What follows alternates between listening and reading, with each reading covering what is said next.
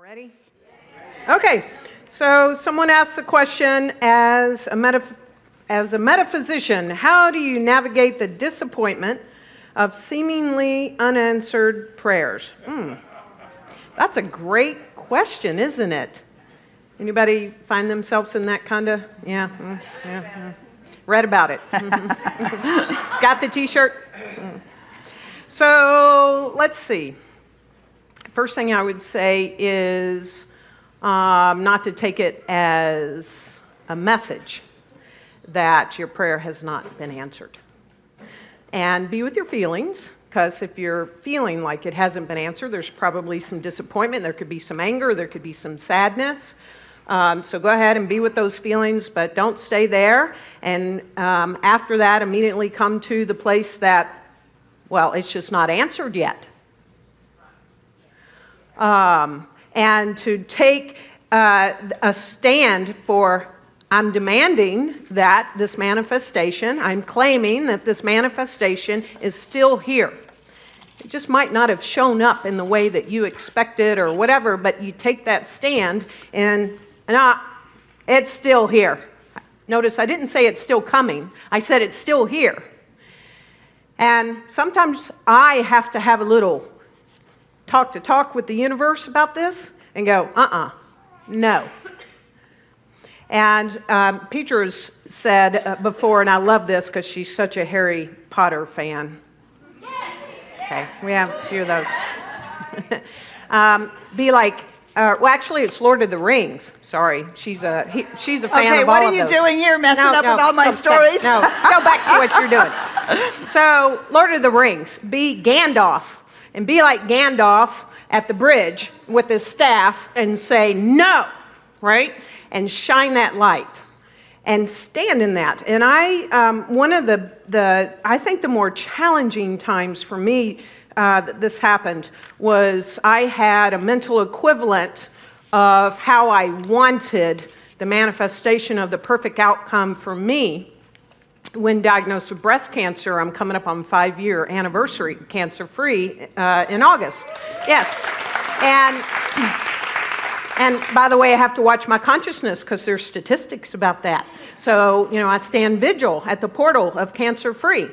Well, anyway, so I had a mental equivalent, and it was like, okay, I'm going to have surgery. Everything's going to be, like taken away.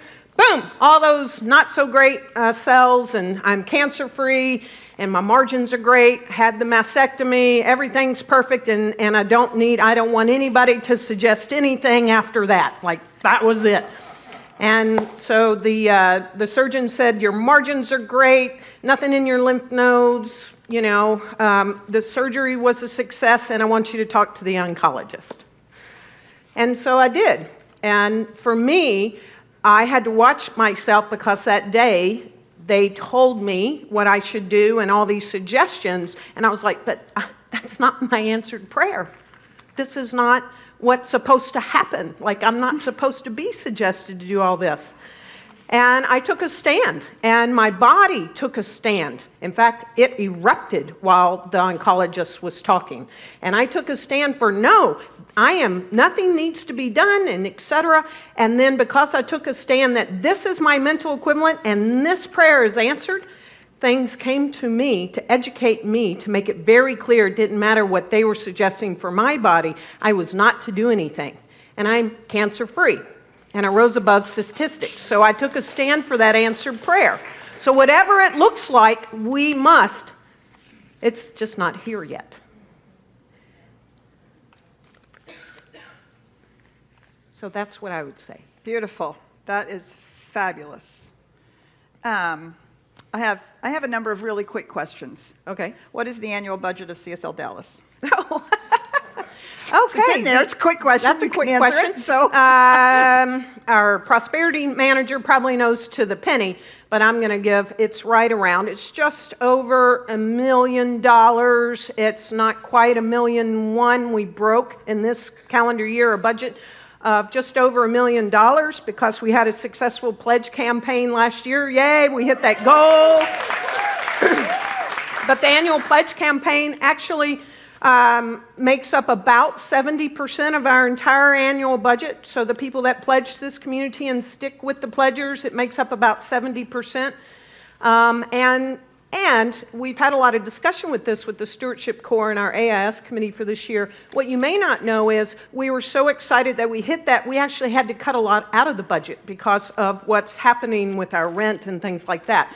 So we celebrate that we're over $1 million, and we celebrate that it's even more than that because of all the people coming here and the lives being transformed, especially the ones outside of the community that don't live in Dallas, et cetera. So that's the long answer because Great. I am saying we are, in less than 2 years, $1.5 million community, aren't we? Yes. Take a stand with that. Yes. And anything unlike it, what do? Boom. Yeah, okay. All right, so we have here's another really quick question. Do we have spiritual mind treatment recordings that we can access and listen to? Yes, we do. We, Peter and I recorded some with Andrew Tinker when he was still here, and we gave it as one of our holiday gifts. And we made 7, I think, between 5 and 7. I think it was 7. Relationships, prosperity, health and wholeness, things, work, think like that. They're beautiful, and you can access them through our current website, because we're getting a new one soon. Our current website by going to prayers, and there's a drop-down spiritual support, something go in where you can find our practitioners, and at the top of that, before you go into the practitioner directory, there are prayers, and they're MP3s. You can download them, you can share them with anybody in your life, and get all kinds of goodies from those spiritual mind treatments. And we'll do more if you want them. You want more? So they're moderately organized over there. Okay. Are you taking one now? I'm taking some that all seem to be somewhat the same. When doing treatment for a specific thing, do I do it only once, or do I continue to treat until I see my TSRW? Do I say the same spiritual mind treatment until it becomes a reality, or will one time be enough? Are prayers heard if we do it wrong, or can we do a treatment wrong? And this one, actually, there's another one around this about intention, that this these two go together. Okay, these two they're all go together. That's all right. All right, so the question is, spiritual mind treatment, how often and how, consistently do we do it? Do we do the same treatment? So in the science of mind, we say that everything resolves into a paradox. Everything resolves into a paradox. So here's the paradox about that. You do every spiritual mind treatment as if it's the only treatment you'll ever do. And you do spiritual mind treatment on that thing until you demonstrate. Right? So the answer is always a both and, right? And truthfully, for me, I have to tell you that sometimes my spiritual mind treatment, it takes me a week. If it's something really, really difficult or intense or very, well, it feels to me large. We know nothing's large in the universe, but what feels to me large. Sometimes it takes me a week to craft a spiritual mind treatment until I feel like I have actually said one to completion. And so I'm doing spiritual mind treatment every day, and I'm working it and working it and working it and working it and working it until all of a sudden there's a place where I do a spiritual mind treatment and I come to the conclusion of it, and that conclusion is, yes, this is true. Right? That's how we know we've done a spiritual mind treatment to completion. Our whole being, Ernest Holmes says, our being acquiesces to the truth. Right? That's what that means, that we give in to the truth of it. There's no withhold. And so we do every treatment until we reach that state of consciousness. I've also been known to treat for 45 minutes or an hour. There are stories of Ernest Holmes treating for people who had physical illnesses, and he cured somebody of alcoholism, and he treated for 6 hours straight without stopping. So that consciousness was built until every bit of us acquiesces. So we teach spiritual mind treatment as a form, and we think, well, if I just fill out the form, then I've done it right. So you can't actually do a spiritual mind treatment wrong. You can't use the wrong words. We're not superstitious about it. You can mess up how the steps if you don't do them in the right order or any of those kinds of things. The point is that we understand that these are the stages of consciousness building where we can truthfully guarantee that place where we come to that we say, oh, right, well, of course, that's the truth. Right? And that is the place we want to come to where we acquiesce to that is the truth. Nothing else actually is really acceptable and is entertained. Now, we can walk away, and of course, as we've been reading in our beautiful book, we can walk away and then we can have doubt or we can have fear or we can go, I don't know how this is going to work. And, so then we do treatment and we do treatment and we do treatment until we demonstrate. Sometimes we're not dealing with doubt and fear. Sometimes we're crystal clear. My business is growing. My business now has 100 people. My business has 1,000 people. I'm making this much money, that much money. I'm serving this many people, right? And we do that treatment over and over and over again. I like to think of it as juicing the seed, right? You don't plant your plant, your house plant or your plant out in your garden and then walk away. Right? You water it, you fertilize it. You don't water it and fertilizing it thinking it's not going to grow. You water it and fertilize it so it has what it needs to grow fuller, stronger, and richer. And so that's what we're doing also when we're doing repetitive spiritual mind treatments. Is that I think of it like juicing the seed, giving it a little fertilizer, a little deeper belief. We're fluffing up our mental equivalent, if we so will. And you can actually do the same exact treatment every time. You can. If you're reading a treatment, if you don't feel comfortable with doing spiritual mind treatment, you can do that. I encourage all of us to get so comfortable with spiritual mind treatment that we don't write them, because there is actually a deeper resonance when we have to do the work to find the words that we believe. And so if there's some silence in your spiritual mind treatment while you're waiting to really bring those words forward in your consciousness, that's okay, right?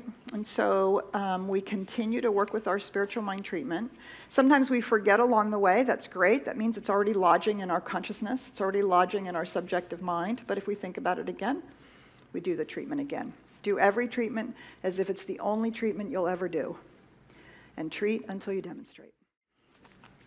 Yay. Yay. Okay.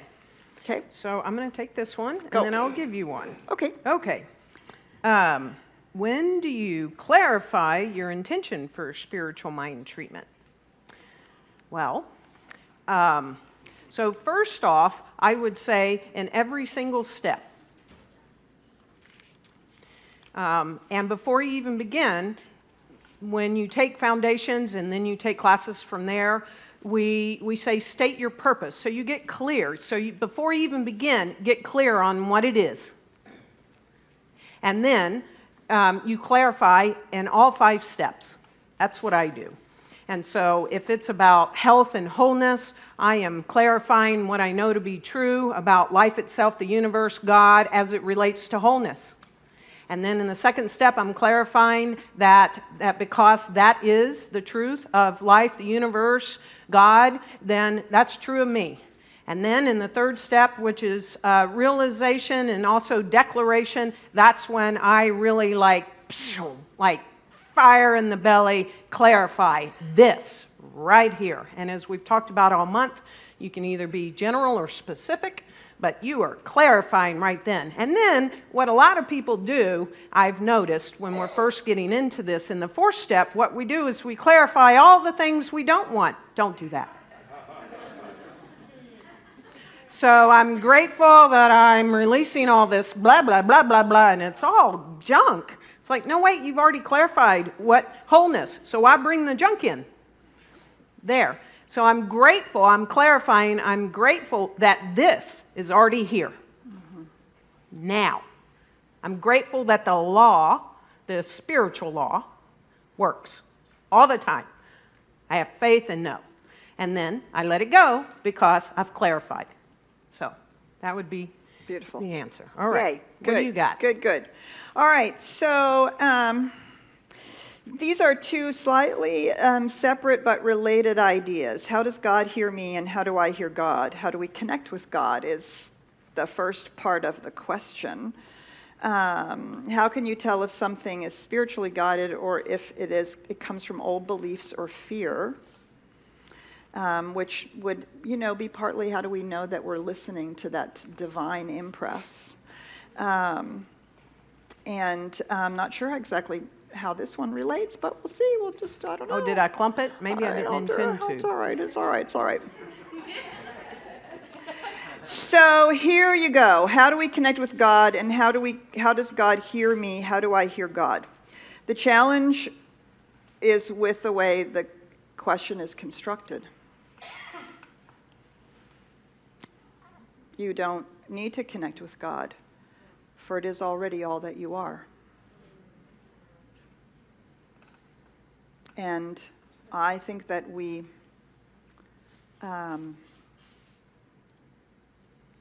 don't spend enough time embodying that truth. You don't need to have a relationship with the divine. You don't need to have a relationship with God. You don't need to have a relationship with your higher self. You don't need to discover your higher self. You don't need to find God and open yourself to God as if it were something that was outside of you or unattainable. That would be like asking yourself the question, how do I connect with air? How do you connect with air? You breathe, right? And the air that is outside is the same air that's in your lungs, isn't it? And you simply breathe it in and breathe it out because it is fully present. So we don't actually connect. What we do is remember, reveal, experience. How do we do that? Is we stop believing in our humanhood. Well, I'm only human. Well, I'm an Aries. That's why I'm the way I am. She's a Leo. That's why she is the way she is. Can I have these? Right? And we believe in our traumas, and we believe in our physical and human experiences. And yes, they are real. No question about it. But they are not the truth, and they're not the truth of who we are. So our practice, that's why we do meditation so often.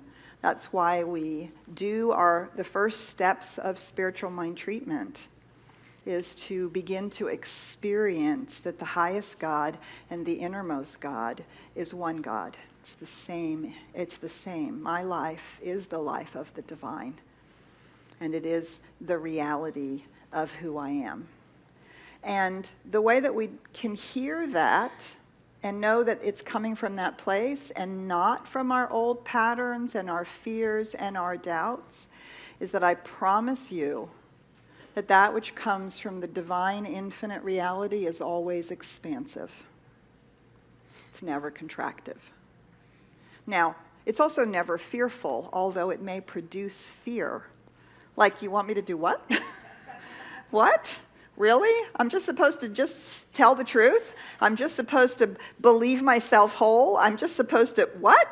Right? So it may produce that in us because we're not yet fully embodying it. But in and of itself, that internal intelligence and that deeply held recognition of the way life is seeking to unfold as us will always be expansive.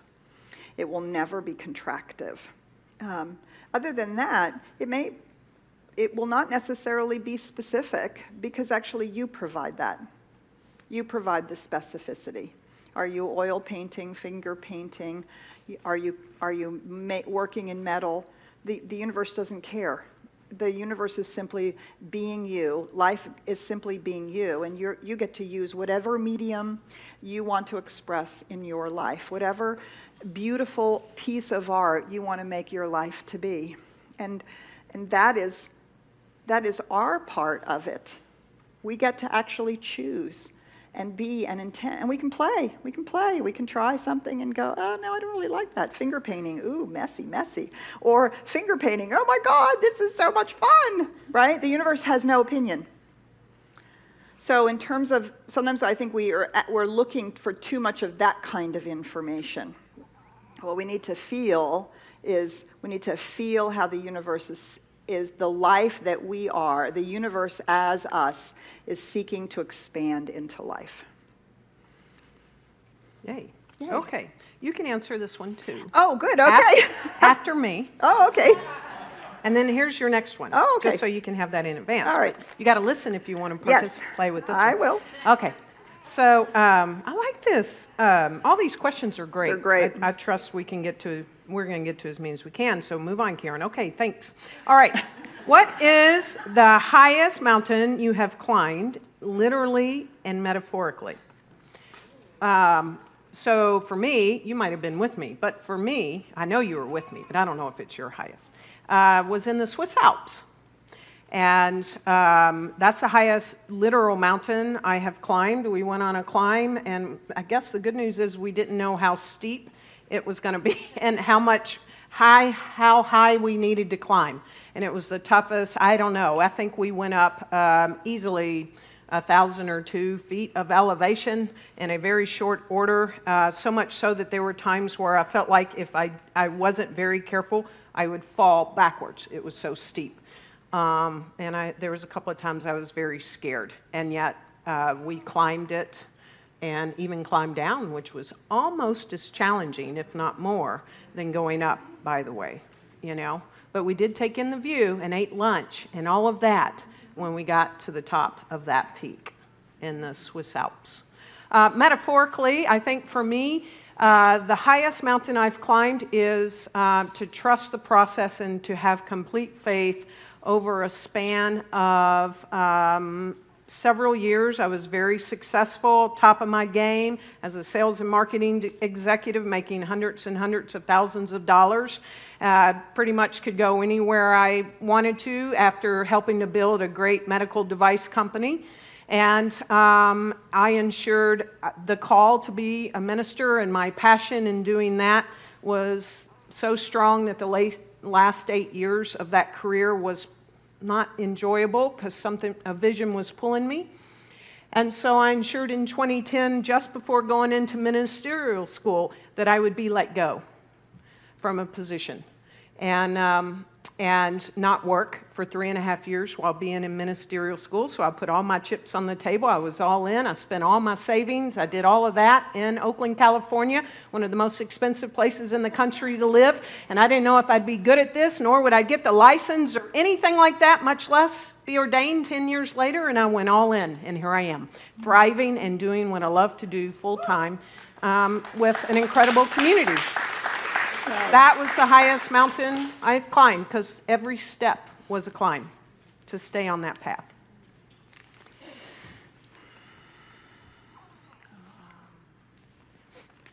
I would say that the highest mountain I've ever climbed, the first part of the mountain was to believe that I was good enough. The second part of the mountain was to understand that didn't matter.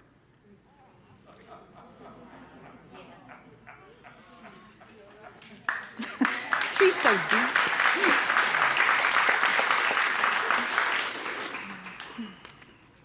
So shit happens, right? Our beliefs don't look at us learning a lesson from this. So why? All right, so let us clarify that our beliefs don't say shit happens so that we can learn a lesson. There's nobody out there saying we're gonna cause you to have this experience so that you can learn a lesson. We don't believe that you have an inexorable wheel of karma that you're working off over lifetimes, because you can at any point set a new cause in motion and see and learn something new. What we do say is that yes, shit happens. What are you going to do about it? Are you going to learn from it? Because learning is always available. Or are we just going to be a victim of it? Or are we going to respond in all the ways that we've ever responded? Blame, shame, I can't do it, I'm not good enough, this always happens to me, or look at what they did to me, I can't believe that, right? We can go to all those places, or so we have the opportunity to learn. We always have the opportunity to learn. Then the next question is, what am I going to do?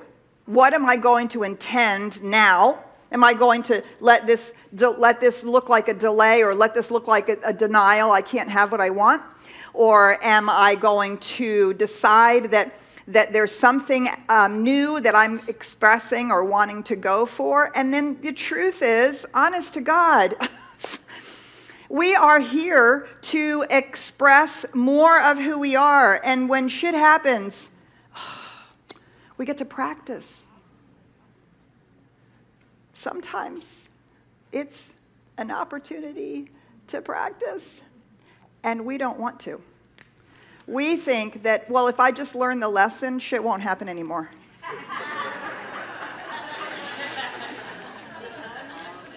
I'm so sorry to tell you that that's not true, because, and it's not necessarily yours. You could be playing in somebody else's movie.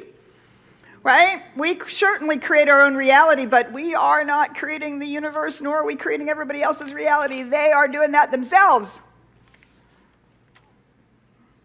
And sometimes we are attracted into other people's movies.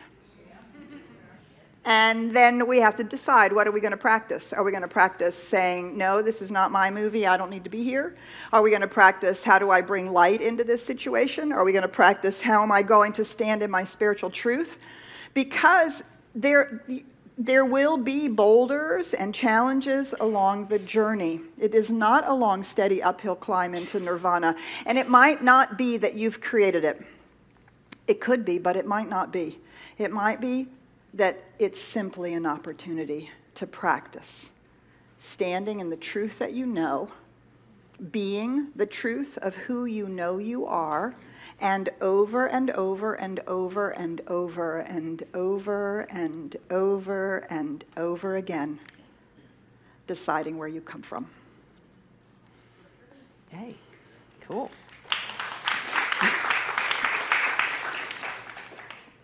Yep. Okay. Yeah. Okay, I like this one. Whoever wrote this, thank you for the last note. The note is, the virgin is allowed to respond. So I figured, okay, since I'm allowed, I'm gonna. It's so cute. Is finding your passion and purpose or purpose valid? Or is it another way to find yourself distracted and not allowing to be in the moment? Well, Michael's already answered it, so that's good. Yeah, it's the both and. So the rose has a purpose. The rose has a purpose. The purpose is to unfold itself in its greatest magnificence, and to know that. And whether someone is walking by and smelling it or not, its purpose is in full bloom. It's in its full bloom as long as it possibly can. The planet has a purpose. Look, thank goodness. We have a purpose. Our purpose, we believe, is to awaken to our spiritual magnificence and to know, going back to the question of how do I connect with God, it's to really know. So as I know that my purpose is to know that I am that I am, and I find that, then whatever passion and purpose that I have really, truly unfolds. Because I can't imagine a life without purpose and passion. So I think it's significantly important. And because of knowing that, then I'm more able to be in the moment and to enjoy this now moment, because I'm in the passion and the purpose of my life, and as it unfolds, as only this individualized expression can be. And I have to do my work sometimes and go, other individualized expressions may have that passion and purpose to take up, like that rose, et cetera, et cetera. So as I stay on purpose and trust that everybody else is on purpose, we have this glorious world. So it's the both and. I can't imagine a life without passion and purpose.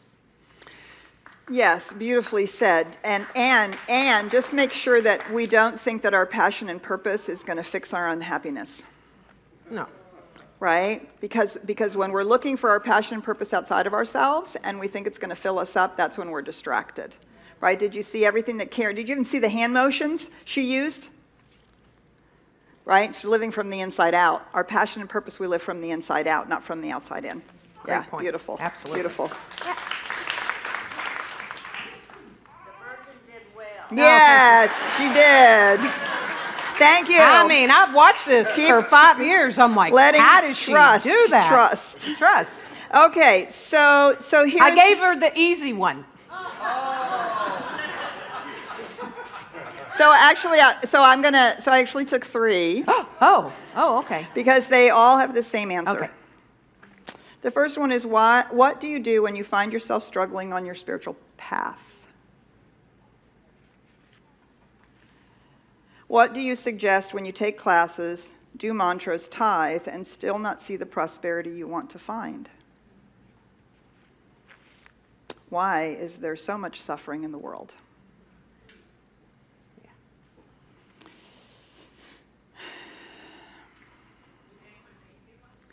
That's why I was being facetious. So,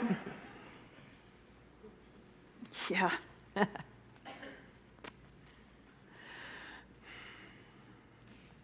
Oh, man. Well, there's no short answer to this, right? So I'm going to edit and abridge as much as possible to try to really pull out the salient points. The first off is that the question implies that we believe in struggling and suffering. Struggling and suffering only happen when we tell ourselves a story about what's going on. Struggling and suffering only happen when we blame, shame, find fault, or in some other way get on the ain't it awful ride.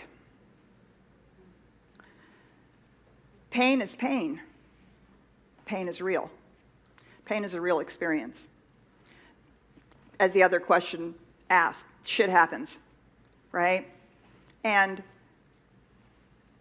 when we are on our spiritual path, do you see every moment of those experiences is an opportunity for us to decide, am I going to stand on my spiritual truth?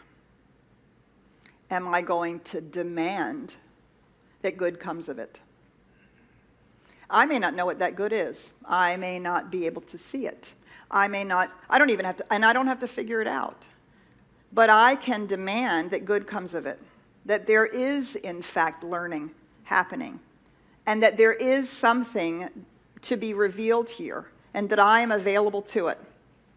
So, to me, finding meaning and value in it begins to reduce the struggle and the suffering. Number one. Number two, I stop telling the story about how awful it is.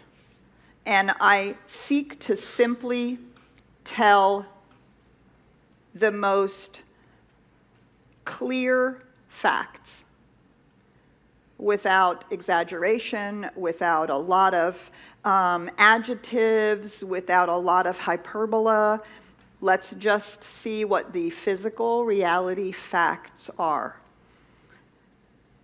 Now, the question always becomes, what am I going to do? And that do isn't necessarily a doingness in the world, although it can be. Fundamental to what am I going to do is, am I going to take charge of what's going on up here?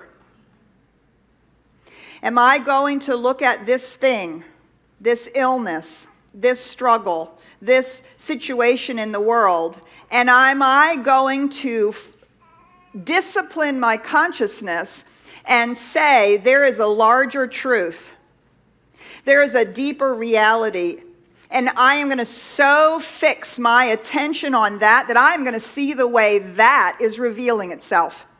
I'm going to start looking for the small, incremental, little ways in which I can gather evidence that what I believe to be spiritually true is, in fact, already evident. Because when I look at struggle and suffering, all I am doing is providing evidence to myself about how hard and bad and wrong and awful it is.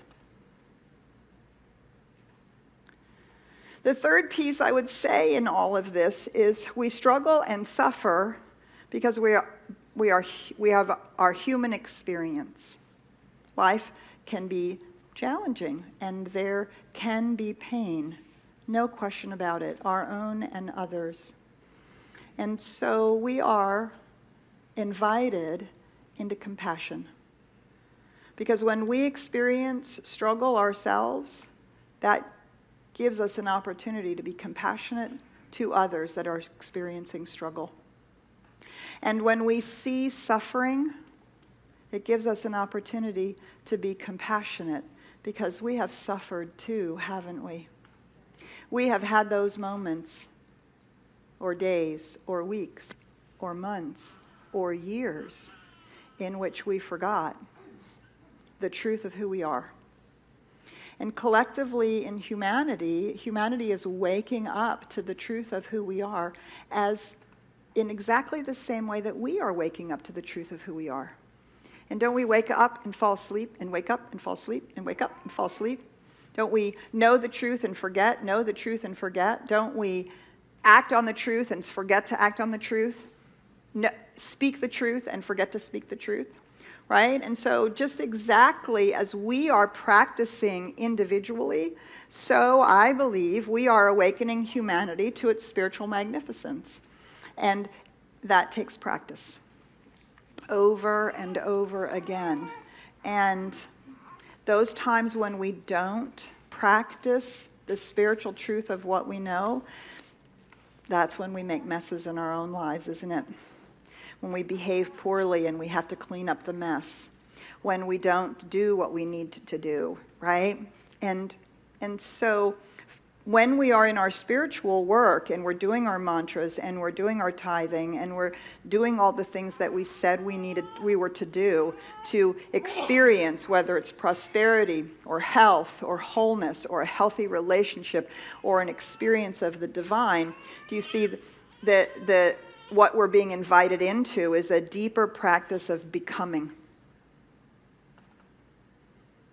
A deeper practice of becoming. Not doing, but becoming.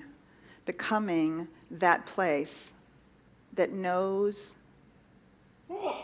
Gesundheit, that knows it already, right? That knows prosperity already, that knows wholeness already.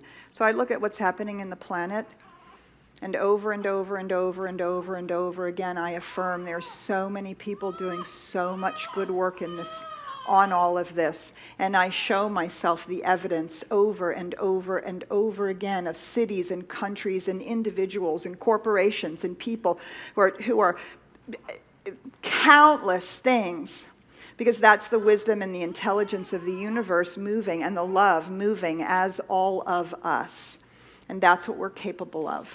And if we're capable of it in our own lives, we are capable of it as humanity as a whole. Here, here.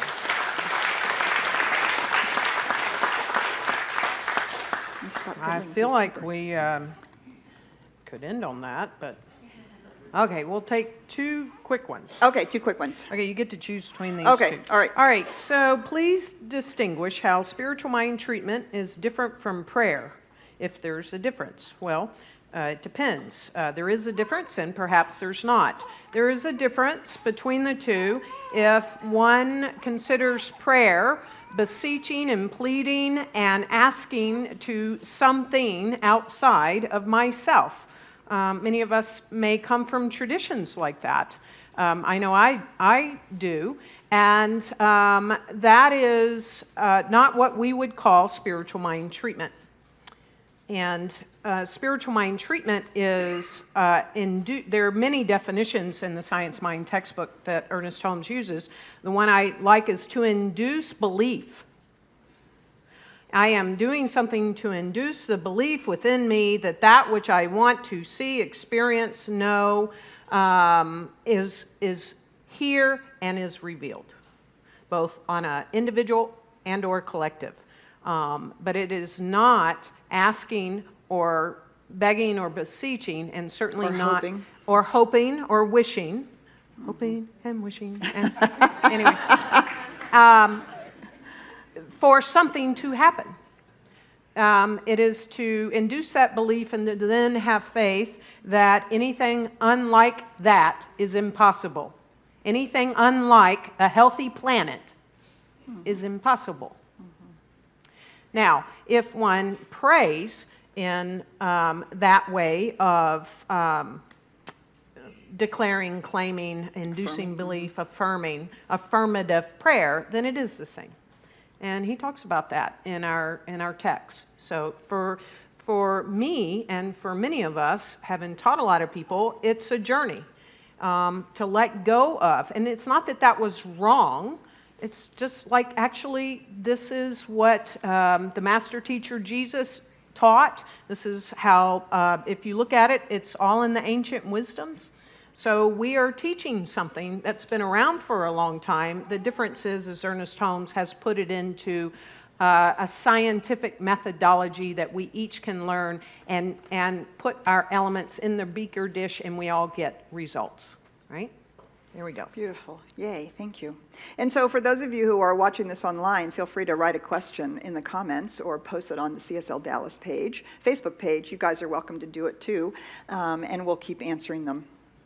So the last question is, please talk about the difference between letting go and letting God and set an intention and get anything you want. So there is no difference between the two. You both are required. So setting your intention is the what. You have to decide, if you're going on vacation, where you are going to go. You have to provide a what. That is setting the intention. And you have to be so utterly fixated on your intention that you will simply not entertain anything unlike it. That is your part of the job. You have to be completely obsessed with your outcome. It has to be utterly, you have to be utterly focused on that. The letting go and letting God part is the how that is going to come about. That is the job of the wisdom and the intelligence of the universe. That is the job of the law. Your what is the cause, and the law must now produce a corresponding effect. And so what we have to do is get out of the way of trying to figure out how it's going to come about. Now, this doesn't mean we don't have our part in the how. Our part is to be moved, to be part of the answer, to be part of our TSRW. One, we have to become the person on the inside who already has the what in consciousness.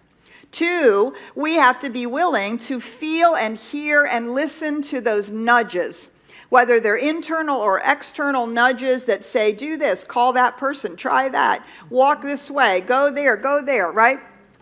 Three, we have to not become confused when a door or a window closes. That was simply not part of the answer. That was not part of the how.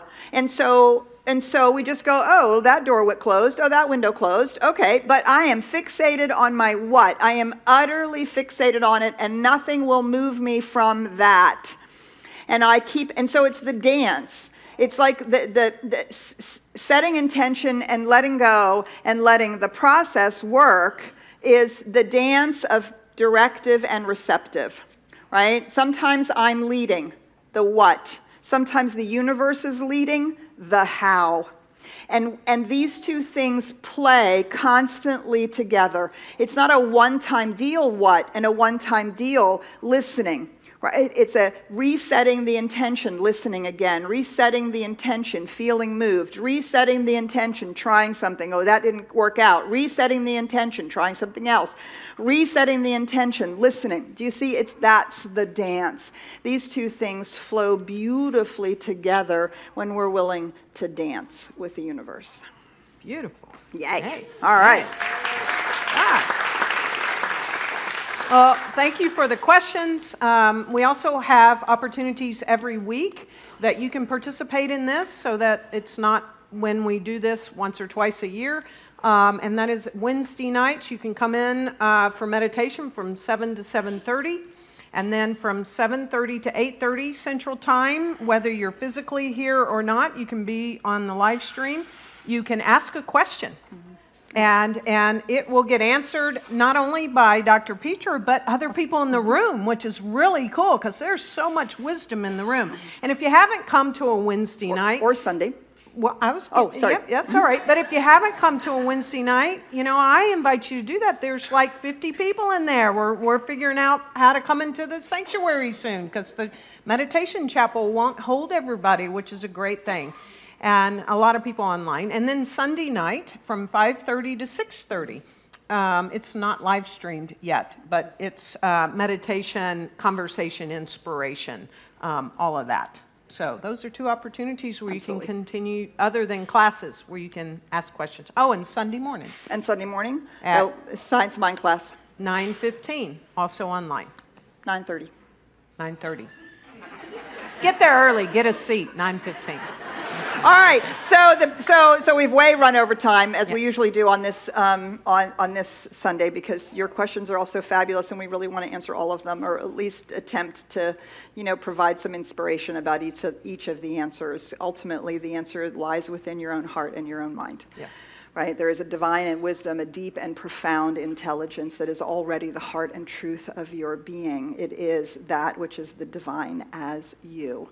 There is that within you that already knows. There is that within you that already knows. It is deeper, higher, richer, wider, fuller, and more infinite than anything about your human mind or your human consciousness. And it is that which we trust. It is that which we turn to. And it is that which is always and forever there. And when we cannot find it for ourselves, we go to our ministers and our practitioners because they can do that for us in those moments that we cannot do it for ourselves. So our practitioners are available after service, and we're going to let them do the treatment after service for you because we have to move on. Yes, we do. And so it is.